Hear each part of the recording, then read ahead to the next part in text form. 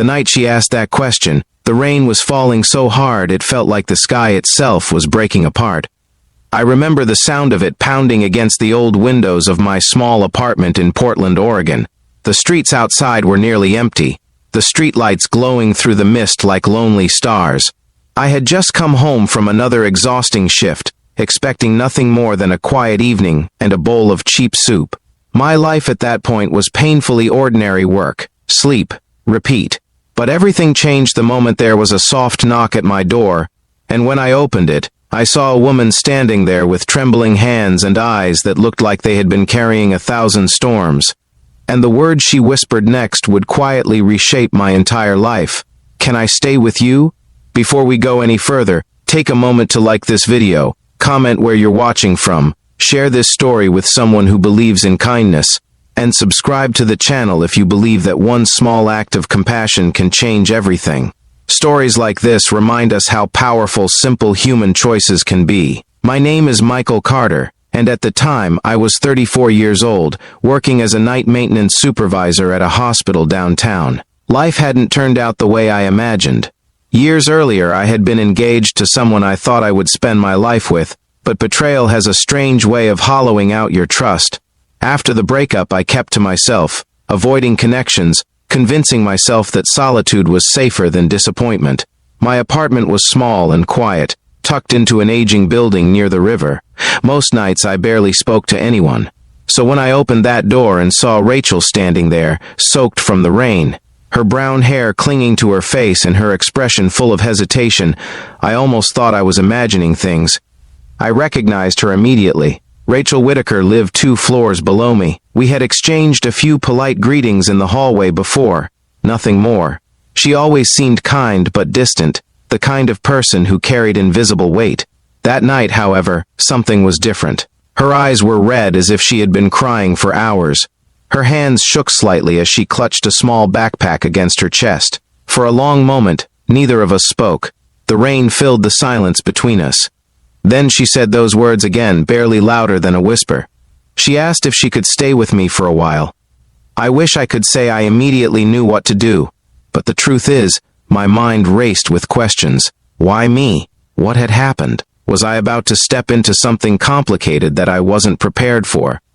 The cautious part of me, the part shaped by past heartbreak, wanted to close the door gently and pretend I hadn't heard her. But then I noticed something in her expression. It wasn't just fear, it was exhaustion. The kind of exhaustion that comes from fighting battles no one else can see, so I stepped aside. That single motion, that quiet decision to open my home to someone who needed it, would become the most important choice I had ever made. Rachel didn't explain everything that night. She sat on the edge of my couch, holding a mug of hot tea with both hands like it was the only thing keeping her steady. The warmth slowly returned to her face as the storm continued outside.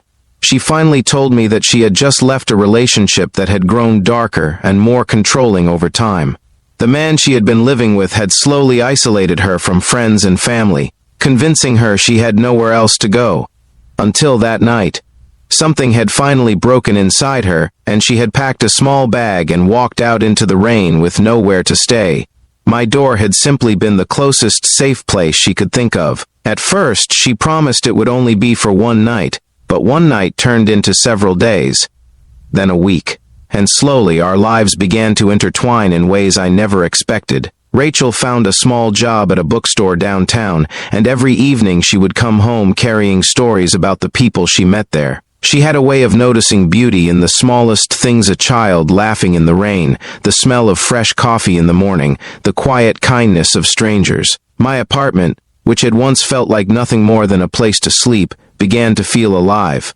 We started cooking dinner together, laughing over simple meals. We watched old movies on my worn-out couch and talked about childhood dreams we had long forgotten. For the first time in years, the silence in my home wasn't heavy.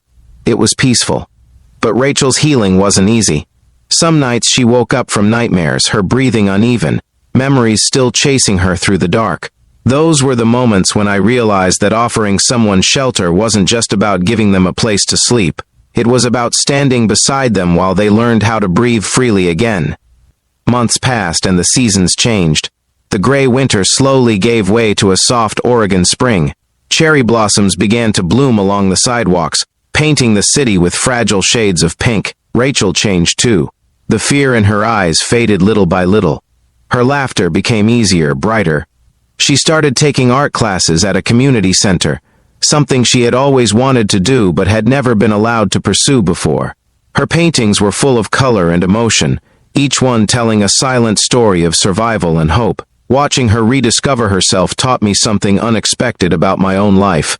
For years I had believed that closing my heart would protect me from pain, but Rachel showed me that shutting people out also keeps out the moments that make life meaningful. One evening, nearly a year after that rainy night, we walked along the riverfront where the city lights reflected on the water like scattered diamonds. Rachel stopped and looked at me with a quiet smile that felt different from any expression I had seen before. She told me that asking to stay with me had been the most terrifying decision of her life. And yet, she said it had also been the moment everything began to change.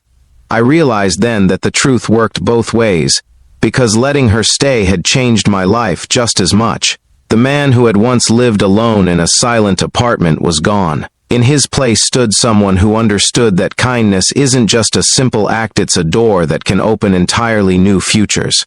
Today, Rachel runs a small art studio downtown where she teaches painting to children and survivors rebuilding their lives. The walls of the studio are covered in bright colors and hopeful stories. Every time I visit, I'm reminded of that rainy night when a quiet knock changed everything.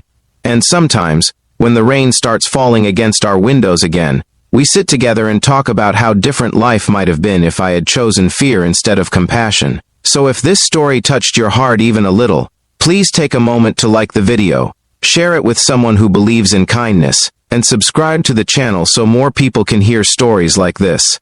And before the ending, I have a special request for you. In the comments below, write the word kindness, because sometimes a single act of kindness can become the turning point in someone's entire life. Looking back now, I understand something I didn't know back then. Life rarely announces its biggest moments with bright lights or dramatic music. Sometimes they arrive quietly, in the form of a soft knock on the door and a simple question asked by someone who is just hoping the world will show them mercy. And if this story moved you, if it reminded you that compassion still exists in this world, please like, comment, and share this video so that more people can remember how powerful a small act of kindness can truly be. Because sometimes the smallest choice we make for someone else becomes the very thing that saves us too.